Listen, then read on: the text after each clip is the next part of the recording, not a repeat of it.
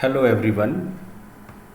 In many mathematical situations, we come across the terms field. Indeed, field is a very important topic in studying various topics in mathematics like linear algebra, functional analysis, field extension theory, Galois theory, and theory of construction by ruler and compass. In the present video, we will learn about this algebraic notion, which is a special case of a ring. We first introduce ring. A ring is an algebraic object with two binary operation, namely addition and multiplication. We named addition here and multiplication of this operation. So we denote this algebraic structure with these two operation by this triplicate, and this algebraic object together with these binary operation is called a ring. If first of all it is an abelian group with respect to first binary operation, we call addition. We mean to say that it is closed under addition, it is associative under addition. There is a element 0 belongs to R as a additive identity, and every element has inverse, additive inverse, means minus A belongs to R if A belongs to R, and it is commutative with respect to this first binary operation. This is the definition of a group. So R is a group with this first binary operation, and together with second binary operation it is a semi group and satisfying closure property and associativity, and together with these two binary operation, both distributive laws hold, Lab distributive law and this is Wright distributive law. So this is the definition of a ring with 5 properties, and this is 2 property, 7 and 1 property. This can be taken as 8 property. You can think this is a ring having so much rich structure having these properties. Now we will introduce field. So field is a special case of a ring. A ring F with these two binary operation we call addition and multiplication as usual is called a field if first of all it is an abelian group with respect to first binary operation, and with respect to second binary operation it is abelian group. Okay, so we have discussed about ring, and we have seen that a ring is a group with respect to first binary operation, but a ring is not a group with respect to second binary operation, and in field we see that this is an abelian group with respect to second binary operation, and we will see that there are new axioms are there. First axiom is 1 belongs to F. It is called additive, it is called multiplicative identity, unity of unity element. So in this 1 belongs to F such that A1 is A and 1A is A for all A belongs to F, and every non-zero element has inverse in it, and it is commutative if all these conditions holds in this with respect to this second binary operation. Now third is distributive law. So a ring, special ring with these 3 additional properties, axioms, is called a field. So field is a very interesting notion in which it forms abelian group with respect to both the binary operations and satisfying this distributive law. So 5 plus 5 10, and this one distributive law property 11 properties it has. Types of ring. So as we know that ring is a group with respect to first binary operation, but it is not a group with respect to second binary operation. Even it is need not be a commutative with respect to second binary operation. In that case, if it is commutative with respect to second binary operation, having this property AB equal BA, then we say this ring is commutative ring. Otherwise, we say this is a non-commutative ring. So there are several examples of commutative ring. A ring of integer is a commutative ring. Ring of residue classes modulo n is a commutative ring. And there are several examples also of a non-commutative ring, like the collection of all square matrices of order n need not be a commutative ring. It is in general, it is a non-commutative ring. There are other structures are there, the collection of all mappings, continuous mappings on a given interval, also satisfying non-commutativity conditions. So because functions composition operation need not be commutative. A ring is said to be a ring with unity if it has 1.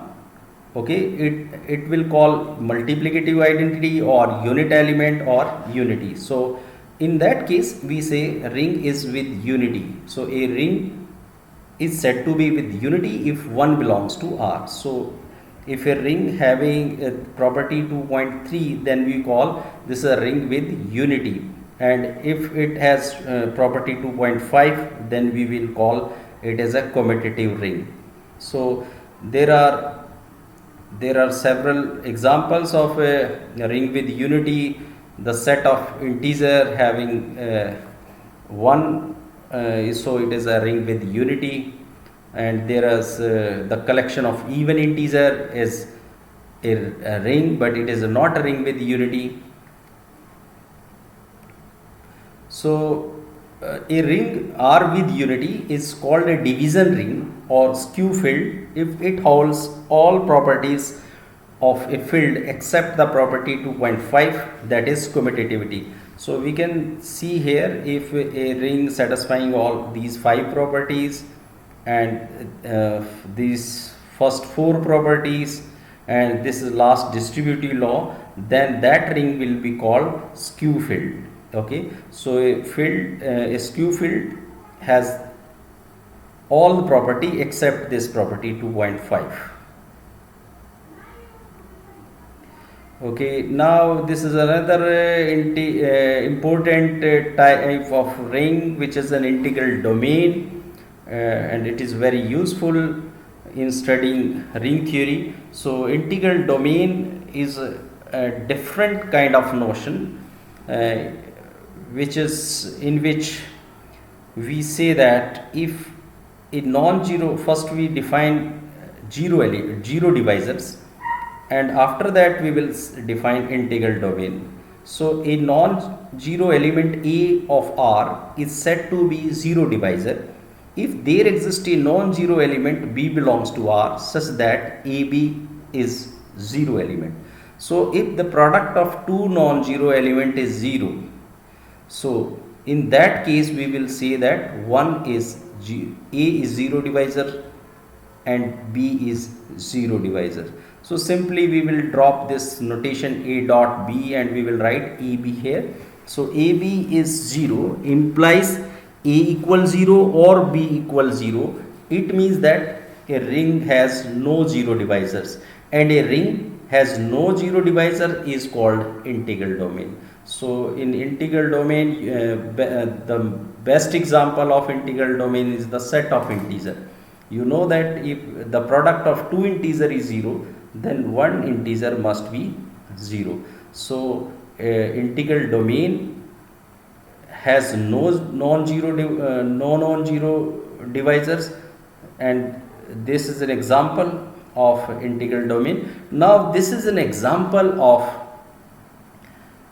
a ring which has 0 divisors, means it is not an integral domain. So the ring of all square matrices of order n with coefficient in z integer, of all square matrices form a non-commutative ring. Note that this is a non-commutative ring with unity. It has a unity under matrix addition and multiplication, but it is not an integral domain, because there can be two matrices, there can be infinite many matrices, such that if you take two of them, then their product is 0 whenever none of the matrices is 0.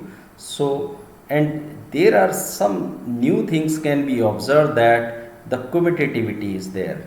So we can see more example of integral domain, or the ring having 0 divisors, like the ring of residue class modulo n. When n is a composite number, then it must have 0 divisors.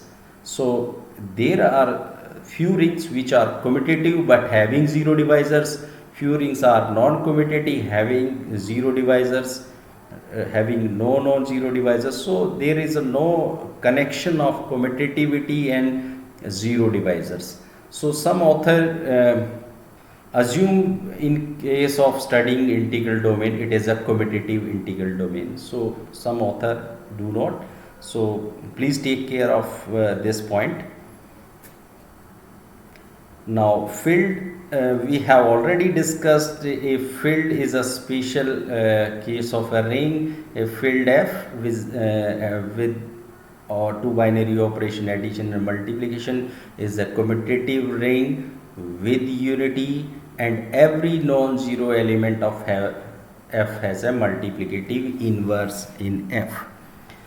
So a field is said to be finite if F has a finite element, otherwise field is said to be infinite. The field of rational number is an example of infinite field, and Z2, the residue class modulo 2 having two element 0, 1 modulo 2 is a finite field with having two element. This is the example of the smallest field.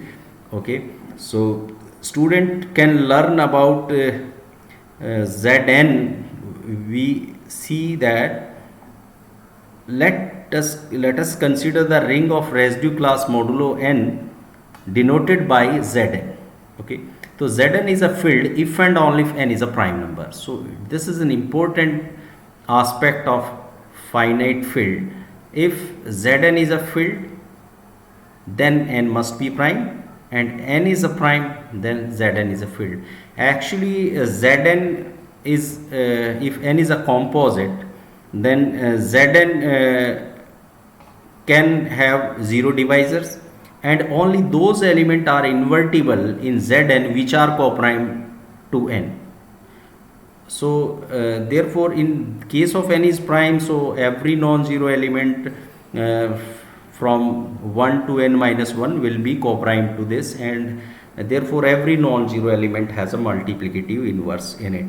So for a composite number n, Zn is not a field, even it is not an integral domain. So for example, n is 6, you see there is a 2 and 3 belongs to Zn, and their product is 0, 0, whereas both are non-zero. Every field is an integral domain. We can see that if you take two elements in a field such that their product is 0, so if one of them is 0, then it is already true, and if A is non-zero, then it has inverse A inverse in it, and in that case B can be written as A inverse AB, A inverse AB, and finally it will be 0. So if A is non-zero, then B must be 0. So it follows that F is an integral domain. Is the converse true? Let's see.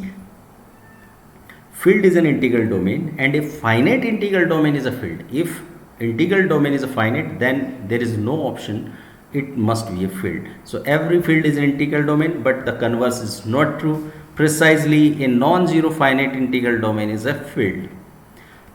Okay, we have already discussed F has only two ideals, namely a field has only two ideal, namely 0 and F itself. It can be seen easily that if I is an ideal of F, then what will happen here? Okay, so if you take I is an ideal, then it has only two choices. So the characteristics of a field also an important part to characterize characterize prime fields. So prime field is the smallest field. So we will learn in next slide also prime field.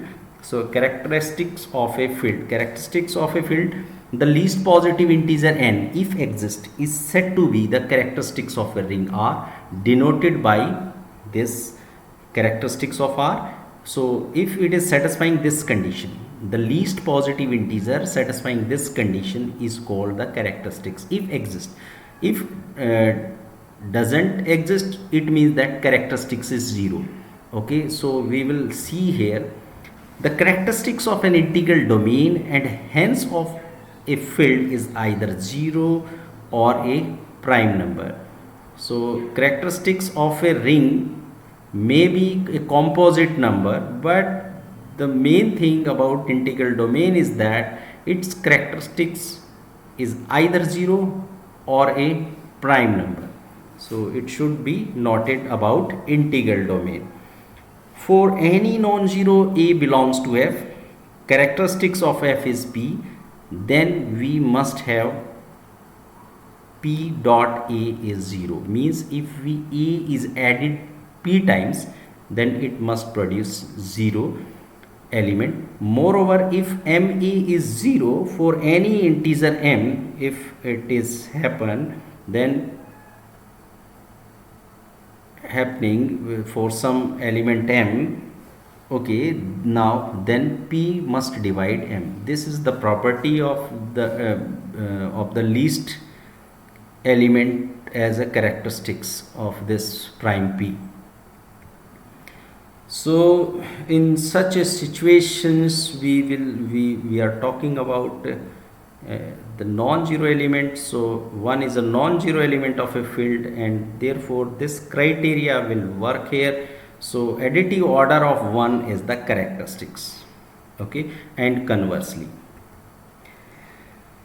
So if k is a field and f is its subfield, then they have the same characteristics.